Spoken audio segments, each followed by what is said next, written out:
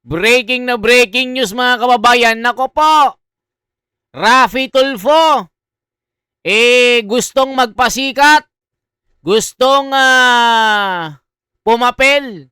Akala niya nasa radyo pa siya. Akala niya nasa programa siya ng Raffy Tulfo in action. Akala niya may nag-aaway ng mag-asawa. Akala niya may nagulpi ng traffic enforcer. Akala niya may kinutongan ng pulis. Akala niya may kabit-kabit. Akala niya inagawan ng misis yung asawa ng seaman ng kumpare na tambay sa kanto. So dito mga kababayan, akala ni Raffy Tulfo makakapuntos siya. Naggaling-galingan siya mga kababayan na banat ng banat, hindi naman alam ang ginagawa. Kaya dito mga kababayan, imbes na hangaan ang taong ito na ngayon ay senador na, dati vlogger ito ikaw ba naman makipagdebate ka sa abogado gaya ni Chis Escudero at ni Marcoleta, baka ingud-ngud ka lang sa pusali ng kabayo o pusali ng baboy. Kaya mga kababayan, panoorin natin paano napahiya, paano nagkalat itong senador ng mga nagbatista. Magaling lang ito sa mga away-away ng mga kabit-kabit, subit-subit na mga OFW. So ngayon mga kababayan, panoorin po natin paano nilampaso ni Chis Escudero ito. Paano iningod-ngod. Di ba yung kapatid niya, sinasabi ingod-ngod niya si Marcoleta. Sinabi pang matanda ngayon, iningod-ngod, ibig sabihin hindi literal na iningod-ngod yung muka sa pusali ng kabayo o pusali ng baka na may kabit na OFW. 'Di ba? Ito na. Mga kababayan, magugulat kayo, galing-galingan. Nagpapasikat pero na-oplax. Nako po, lalong-lalo na pag nandyan si Marcoleta, yari kayo mga tuplok kayo. Ito po, pakinggan natin paano napahiya ito. Akala niya nasa radyo siya. Hapon nabanggit na si Attorney Pua, magaling na abogado siya, ay pumunta sa COA, tama, para makipag-usap tungkol dun sa sinasabing audit query. Now, hindi po pa conflict of interest yun para siya ay mag-represent dito ngayon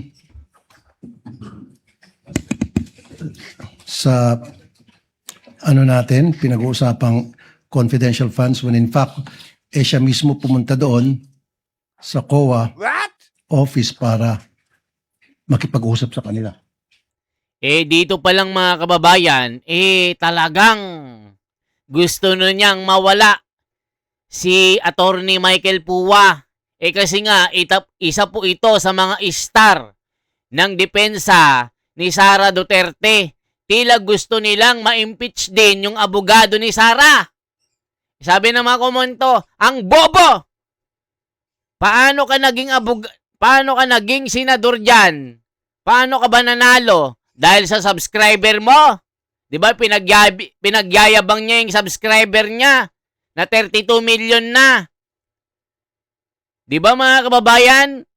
Magaling ka lang naman sa mga away mag-asawa Ba't ka ba nandyan? Sabi ni Pedro Penduko ng San Juan. Naku po, ulitin natin. Paano nagyabang pero sinuplak lang ni Chis Escudero ito. Nabanggit na si Attorney Pua, magaling na abogado siya, ay pumunta sa COA, tama, para makipag-usap tungkol dun sa sinasabing audit query.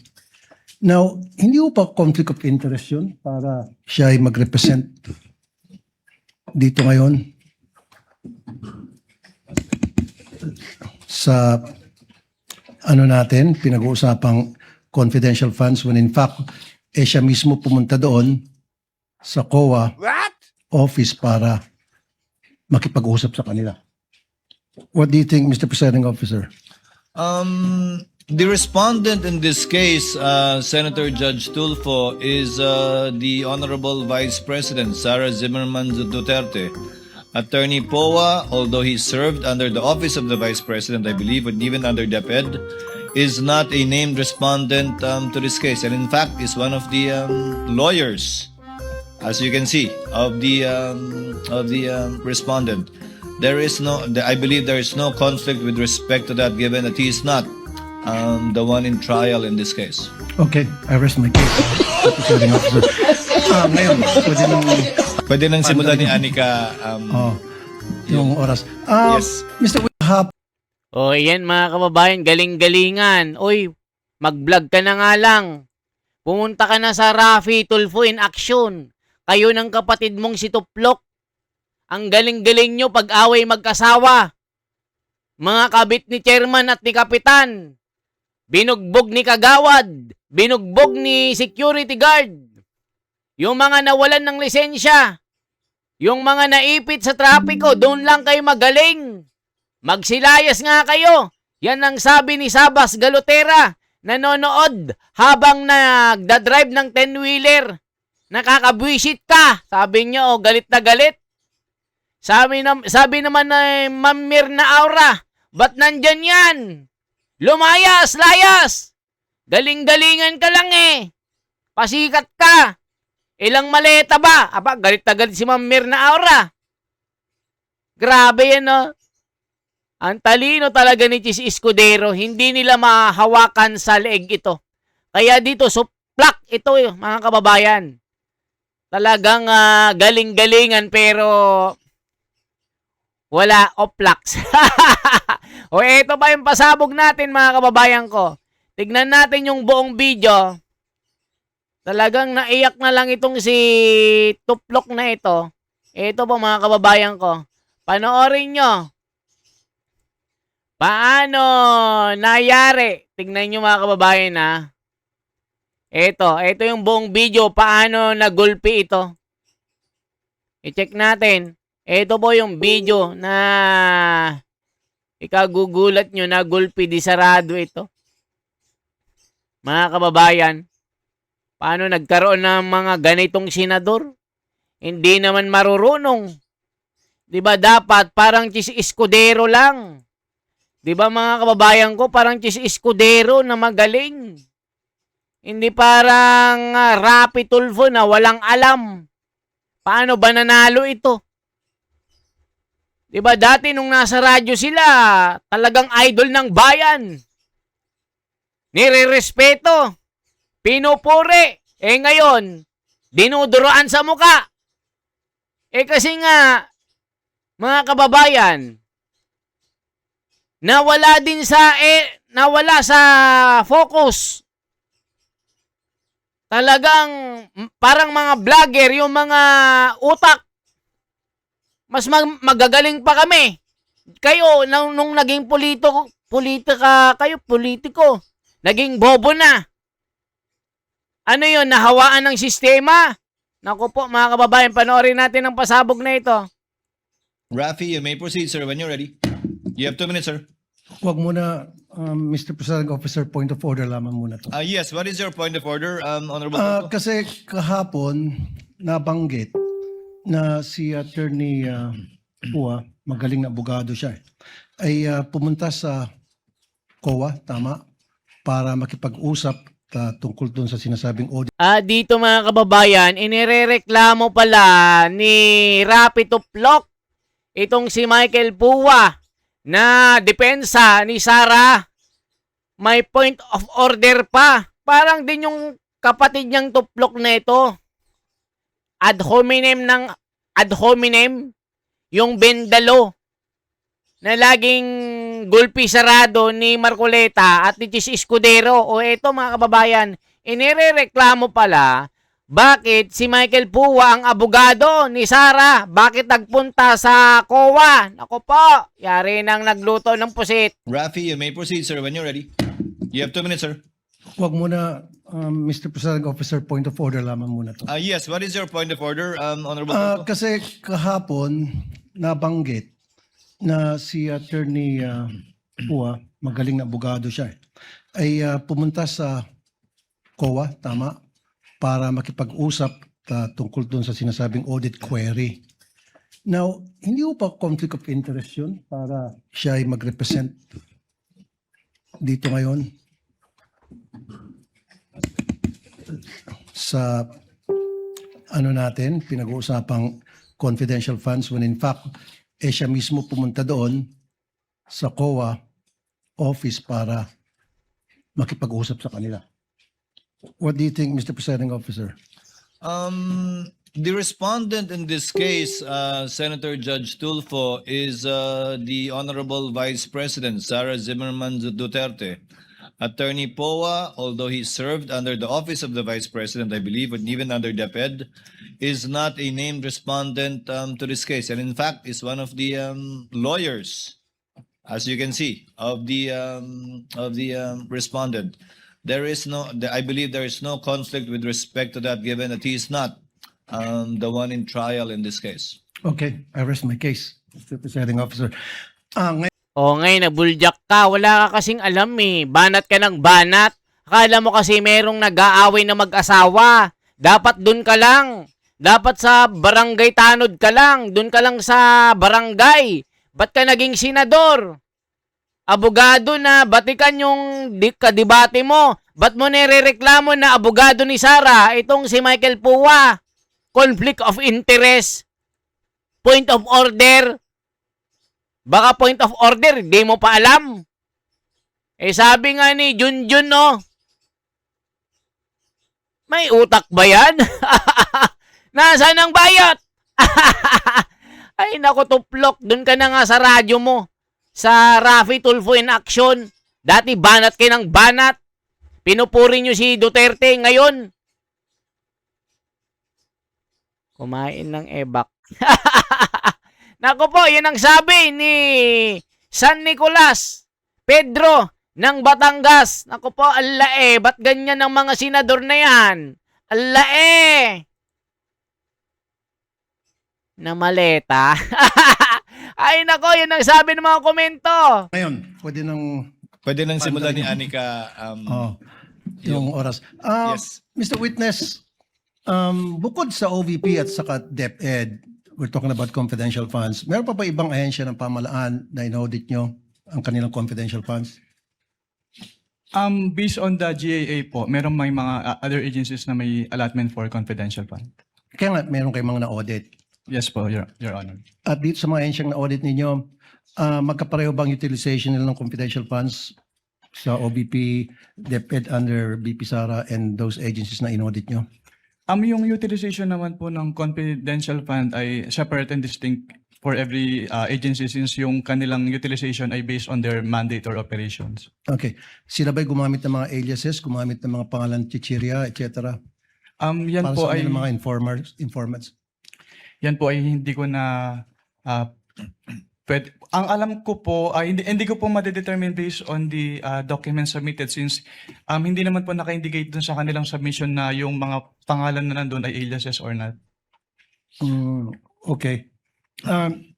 Noong April 2026, nag-issue kayo ng disallowance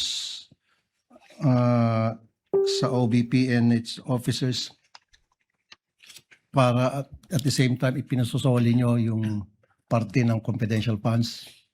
Can you repeat your question po, Your Honor? I think that was April of 2025. Nag-issue kayo ng, pinasusoli nyo ilang parte ng confidential funds ng OVP. I do not have personal knowledge na po about yan since wala na po ako sa ICFAO noong February 12, 2023 po. Okay. Anong reason ba't pinasusoli yung parte ng confidential funds na disallowed? What are the reasons? Wala po akong personal knowledge about dyan since hindi naman po ako yung nag-issue ng disallowance. Since nung na-issue po yung disallowance ay na-transfer na po ako to other agency of the COA. Okay. I think it was April 10, 2026. So wala na po kayo doon. Yes po, Your Honor. Okay. Sinabi kahapon ni Attorney Poa na binanggit niya ata yung co-circular ng 1992, if I'm not mistaken, na hindi dapat banggitin yung pangalan ng mga recipient dahil for reasons of security and national security. Security ng tao, ng recipients and national security. Would it compromise sa tingin po ninyo yung security ng informant kung hihingan nyo sila ng resibo patungkol doon sa mga gamot na natanggap nila mula sa confidential funds? Katulad nga po nung sinabi ko during my testimony, ang hinihingi po namin ay yung proof ng pagbili when it comes to the official receipt and the sales invoice po. Correct. Alam mo, resibo, bumili ng maintenance or antibiotics, yung ganong klaseng resibo dapat iba ang hinihingi nyo. Yes po, Your Honor. Pero ang sinasabi nila, yun daw ay magdi-jeopardize magkakaroon ng problema sa national security. Actually, yung minention po nila na circular which is yung 1999 is already repealed na. Refill na. Opo. Pero just the same, sa tingin niyo ba yung pagbibili ng chichirya o dili kaya pagbili ng shampoo o suka sa sari-sari store, would that jeopardize the national security kapag yan ay binulgar sa inyo, binigyan ka ng sibo? Hindi po. Thank you. Thank you, Senator Judge Rafi Tulfo. Next to make his interjections would be Senator Bam Aquino. You are recognized, sir. You may proceed when you're ready. You have 2 minutes. Maraming salamat, Mr. Presiding Officer. Attorney, good morning. Good morning po, Senator. So, ang common understanding ho kasi ng confidential funds ay secret, pwedeng gamitin sa kung ano-ano, hindi pwedeng ibulgar sa publiko. Hindi po to totoo, no? Meron po talagang rules and regulations sa paggamit ng confidential funds. Yes po, Your Honor. Were you already part of the ICFAO in 2015? Yes po, Your Honor. So yung pinakitang memo nung 1992 at itong memo na pinag-usapan natin na circa 2015, parang magkaiba siya, no? Yes po, Your Honor. Do you know the reason why the rules changed with regard to the usage of confidential funds? Since yung paggamit po ng confidential fund at intelligence fund ay kailangan ng strict accounting and auditing rules. So nagkaroon po ng circular para ma-ensure na yung paggamit po ay properly accounted at hindi po magamit for personal use or misuse. Yan yung laman ng memo. Pero ang tanong ko, do you know why it was changed? Kasi parang lumalabas magkaiba yung paggamit nito. If you look at the 1992 circular, iba sa 2015. Dun po kasi sa yung circular ng 1999, walang differentiation as to the CIF po. Pero dun sa 2015-01 kasi dun na in-specify na dapat yung confidential fund ay gagamitin lang sa ganito for civilian government agencies. Yung intelligence fund ay gagamitin lang ng uniform and military personnel as well as yung mga intelligence practitioners. Kumbaga nilinaw nung 2015 circular yung paggamit at pag-liquidate. Yes po, Your Honor. And is there a new circular after 2015 or ito pa rin yung ginagamit ninyo? Yan pa rin po yung ginagamit, Your Honor. Okay. Second question. Ano ang pinagkaiba ng AR sa OR? Ang OR po kasi, ini-issue po siya ng mga pinagbilhan na BIR registered. So, yung AR naman po, yun yung ginagamit ng agency para proof na binigay nila yung payment or payment dun sa tao na naka-receive noong payment. Parang simpleng-simple naman. Pang grade 1 naman yung tanong mo. Anong OR? The official receipt. Lahat ng mga ginasto. Resibo, yan yung mga OR. Ito namang si Bam Aquino. Ano yan? Tanong ng bobo o pang matalino? Kahit grade 1, alam yan OR, official receipt. Bumili ka ng bitchin. Bumili ka ng bawang. Luya. Bahay kubo. Patani. Mga resibo OR yan, official receipt. Yung AR, accounts receivable, yung ibinigay mo. na pera, accounts receivable. Yan sa accounting yan. Wala ka bang alam sa OR o accounts receivable? Pang bobo na may mga tanungan mo, obvious na obvious. 'Di ba? Official receipt, yung mga resibo. Yung mga pinaggastusan mo para makita. Lahat naman ng mga ginasto mga gamot, nakatulong pala si Sarah. Oh, 70,000 kay Mary Grace Piatos. O yung sa blood control, tahimik na tahimik kayo, trilyones. Kasi nga, mga kakampi, yung mga kasama, mga nagnakaw, yan ang sabi ng mga marino. O ngayon, yung OR saka AR, di mo alam. Simpleng-simple. Tuloy natin. Paano na buljak itong si ano na to? Parang Rapi Tulfo din na tanga-tangahan ito. And it seems na mas katanggap-tanggap sa inyo yung OR kesa AR. Is that correct? Depende po yan, Your Honor. Kapag purchases po kasi, kailangan po talagang OR yung ibigay sa amin kasi doon po namin tinitignan kung yung ginawa, kung nag-purchase po talaga sila. Kasi official receipt, acknowledgement receipt, sabihin ng tao, pareho namang resibo, parehong receipt. Ano pinagkaiba niya? Yung acknowledgement receipt po kasi, ina-acknowledge doon nung recipient ng payment na natanggap niya yung payment. Pero yung OR po kasi, parang yun yung proof na nag-purchase si agency doon sa pinagbilhan nung item. Nung item. So pwede mong matrace. Kung OR, pwede niyong matrace. Yes. Ano ba naman yan? Bamakino yung purchase order. Malalaman mo din kung saan bumili. Halimbawa, bumili dyan sa, bumili ng pagkain sa Jollibee. Bumili ng bakal dyan sa hardware, sa bakery. Malalaman. Yun yung purchase order. Kung OR lang. Ang dali-daling gumawa ng OR. Kahit yung kapirasong papel na pinunit sa notebook, pwede ng OR yon. Hindi mo alam ang purchase order. Lahat yan, meron si Sarah. Kinigigil nyo na naman si The Wonder. Kayong mga bobolista kayo. Pare-pareho kayo eh. Diba? Naniniwala kayo sa 20 pesos sa bigas. Pati racket nyo, lumipad na sa kalawakan. Tuwang-tuwa kayo. Ang layo na daw ng narating ng Pilipinas. Yung mayaman na daw. Yan daw ay isang sinyalis ng pagyaman ng bansa. Racket-racket nyo. Sabi na Antigler ay common sense. Ginagawang bobo ang mga Pilipino. Huwag nyo ngang gigilin ng mga taong bayan at nasa The Wonders para hindi kayo masampal ng paa na may amoy. Po, Your Honor. Kung AR, Gigil pwede niyo niyo po ako, ba itong matrace o hindi na? Pag AR po kasi, kung ano lang po talaga yun nandun sa face nung document, yun lang po yung basis namin since document-based po yung audit namin. Pag AR po kasi, makikita lang po doon kung saan binili. Okay, yun lang yung information. Tsaka kung sino tumanggap. Opo, yung pinagbilan po. Okay, dito naman sa tumatanggap, no, allowed ba yung code names? Allowed ba yung alias sa inyo?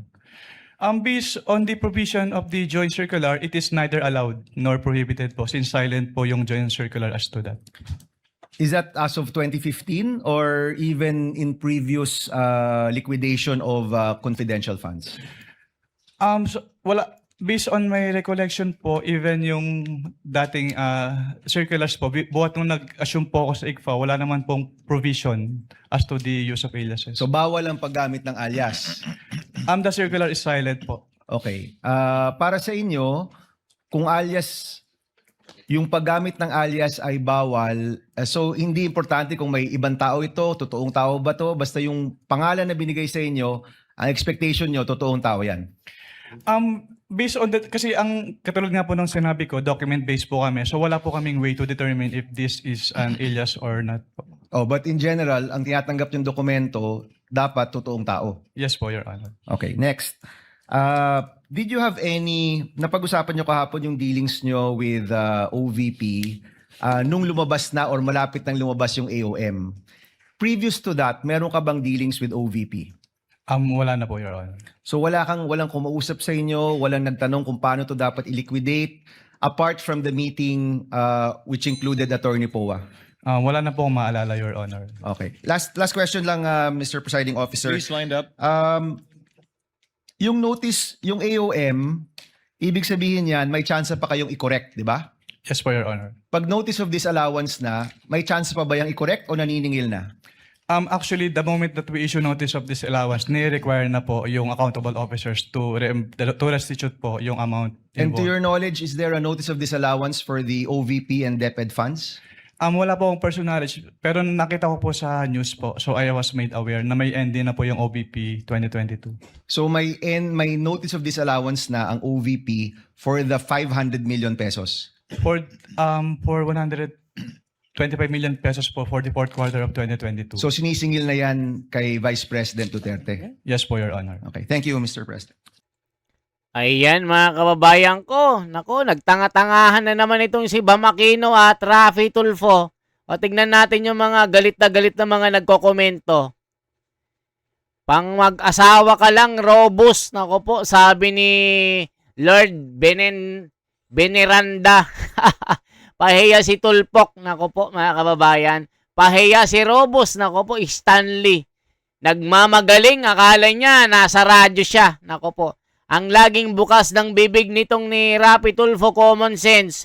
Pero sa hearing nawala yung common sense niya para di niya alam na dapat gumamit ng alias ang informant for security. Tapos tahimik sa flood control issue na may totoong nakawan ang nangyari. Nako po, hirap talaga ng walang legal background. Sorry for you. O sabi nga ni Marcoleta, sabi rin ni Chis Escudero, sabi rin ni Cayetano, ang hirap kausap ng mga bobo na hindi nag-aral ng abogado. Kahit anong kadebate mo mga ito, talagang tatawanan ka lang kasi talagang walang alam, walang utak. Sabi nila, hirap talaga pag walang legal background. Di niya matanong-tanong kapag tungkol sa flood control. Wala naman kalatoy-latoy ang tanong mo, sabi niya. Wala nga siya sa dati niya, opisina. Wala wenta, tanong mo tuplok. Wala nga siya nung time na yun. Makulit ka, sir, tuplok Huwag kasi tanga-tanga. Na-scam na tayo ni Tulpo. Kaya wag na iboto uli yan. Pagtatakbo uli sa anumang posisyon sa gobyerno. Kahit barangay tanod, wag nang patakbuhin yan, sabi ni Benga. Nakakaantok ka rin magtanong tuplok. Akala mo kasi away magkasawa na naman. Robust na naman. Lakwenta tanong niya, inuusig sos Mariosep. Sa'yo at sa anak mo at sa asawa mo, sanda mo ka lang conflict of interest sa inyo. Anak at asawa mo, honorable ikaw sa Senado, di ba conflict of interest yun sa inyo? Sabi ni Jeb R. May masabi lang, Mema. Sabi ni Ivor Sena, ano ka na, Raffy Tulfo, pahiya ka. Ayan na. Nagkahetot-hetot nga itong si Raffy Tulfo nang bigwasan ni ni Chis Escudero ng katangahan. Bobo! Pak! Pak! Pak! Pak! Mas magaling pa si Manny Pacman. Mas magaling pa si Lito Lapid. Di ba mga kababayan? O anong masasabi nyo? Ma'am Mirna Aura, Gaspar Beltran, Imelda Faco, anong masasabi nyo dito? Imelda Faco, good evening brother. Criminology graduate yan si Robin. O tingnan nyo mga kababayan. Okay, Ma'am Luk Isip, salamat po sa inyo. Mabuhay. At ito si The Wonders Philippines. At subscribe nyo. I-like nyo naman ito mga kababayan para ma-recommend tayo. I-subscribe nyo po at mag-komento ng napakarami. Mas maganda, mas marami. Huwag din mag-escape ng ads, lalo mga bobolista na nang babas sa atin. Kayo din, problema din kayo Kaya nagkaletse-letse ang Pilipinas Tulungan nyo na lang kami na pagandahin ng Pilipinas. Gaya na Senador Marcoleta, gaya ni Cayetano, gaya ni Robin. Yan na lang yung mga natitirang matitino na senador. Itong mga tuplok sa mga Soto at mga Ping Lacson, wala na. Kung kailan tumanda, nagkaletse-letse ang prinsipyo. Diba yung sistema nila, wala. Talagang mabibwisit ka na lang. Sayang ang binabayad na pera na taksang bayan sa inyo. Binubulsa lang. Diba? Okay? Mabuhay. Ito po si The Wonders Philippines. Paki-subscribe po yung ating FB mga kababayan. Ha? Ito po yung FB natin. Ayan, i-check po natin yung FB natin. Attorney Poa, although he served under the office of the O ito, The Wonders Philippines. Mga kababayan ko. Ayan, The Wonders Philippines. I-subscribe nyo po mga kababayan. At itong YouTube natin ha. I-ano nyo po mga kababayan. I-like at i-share nyo po ito. Kasi maganda po itong ating mga content. Wag nyong isusubscribe yung mga bobulista na mga vlogger. Yung mga bayaran, wag doon. Dito lang kayo sa legit na may prinsipyo at paninindigan gaya ni Marcoleta, okay? Ayan no, i-like at i-share nyo po ito. Mga kababayan ko, salamat po.